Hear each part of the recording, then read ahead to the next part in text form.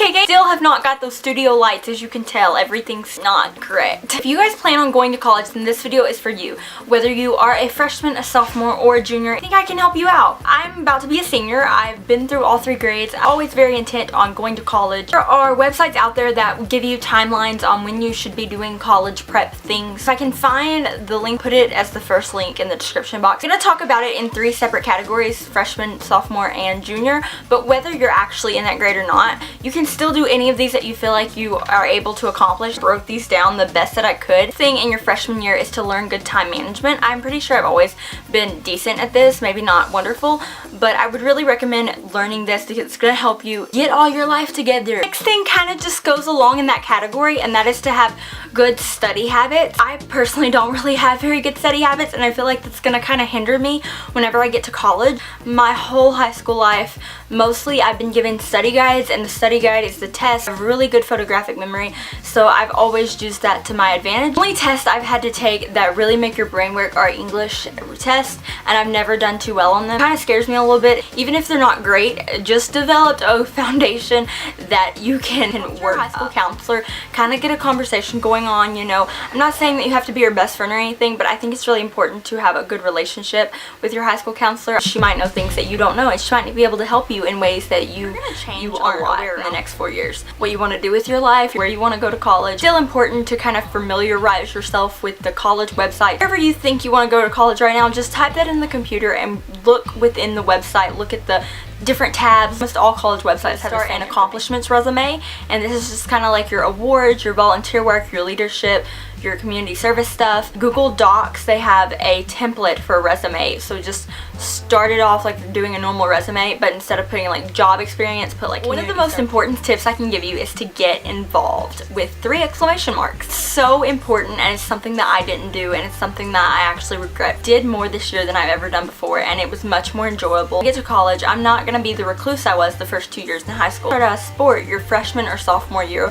You'll have time to build the ACT. I took it. I made a 23 my first time, really just to help familiarize myself with what all the format was going to look like. The ACT, I believe, is based off of 11th grade level. Be a little off with that. Going on to sophomore year, the first thing I can say is maybe try an AP class if you can handle that academic coursework. AP is really only for 11th and 12th graders. Can take it in the 10th grade. You just have to. Your interests are still kind of going to change, but this, in my opinion, is where you start figuring out the colleges that you want to go to. At this point, you're old enough to know whether you're going to want to go in-state or out-of-state. I would recommend making a spreadsheet of all the colleges you want to go to. So I made this on Google Sheets. I like Google Sheets because you can get to it from any computer. I put the name of the college, I put the miles away from home, the approximate tuition, the degrees that you're interested in. I did other likes, and another thing to put in there is the scholarship that you can get with your current grades and your accomplishments resume. Keep that up. Don't forget things, because if you wait until the next year to start filling it in, you'll forget some of the stuff. Start preparing for the ACT.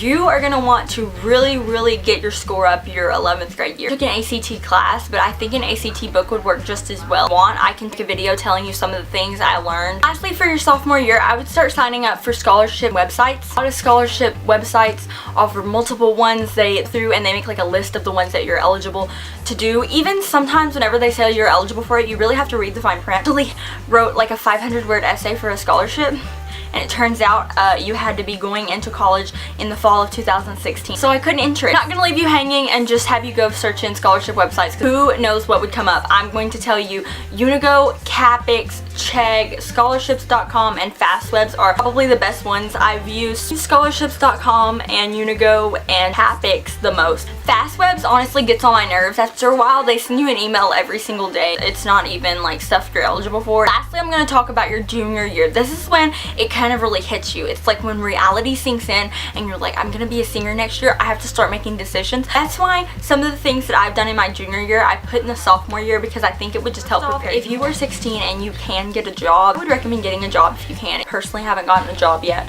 I would like to. Gather info about colleges, Tapex. You can look up the college you want to go to, and on the side it'll tell you all kinds of information about it. You can click on it and look and read through it. It'll tell you like the average ACT score of people getting in, like how many people are enrolled in undergraduate or graduate programs, how many are in each degree field, or rank the colleges you want to go to. And take the ACT. I took it once through my school and made a 27, and then I took it again at the very end of the school year. For any colleges that you think you're interested in, I think seeing colleges and looking at them and hearing the history is really cool. I've toured 3 so far. They're my main 3 I'm looking into. When you tour it, you really get a sense of who college fairs, if they're available for you. I've never been to one, but I hear they're really cool. You can get some pretty cool perks. All the AP and IB classes that you can that are offered to you. The more ones that you can take and succeed in, the better you'll do. If you're gonna not do good, then it might not be your best idea to take it. Where I go to school, if you make a B in an AP class, the GPA still counts as an A.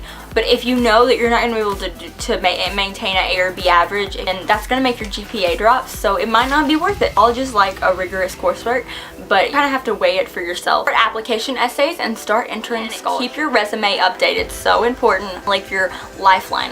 Whenever colleges say, why are you special? Why should we accept you? You have things to tell them because you kept up with everything that you accomplished. I'll talk to you guys in my next video. I really hope that you enjoyed this. I figure that this is probably going to end up being a pretty long video, but I hope that it was helpful for you.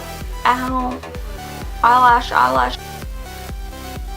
Click the thumbs up button if you enjoyed. Click the subscribe button over here if you want to see more videos, and I will talk to you guys later. Let's go down to Morning, I'm going to tour college. We kind of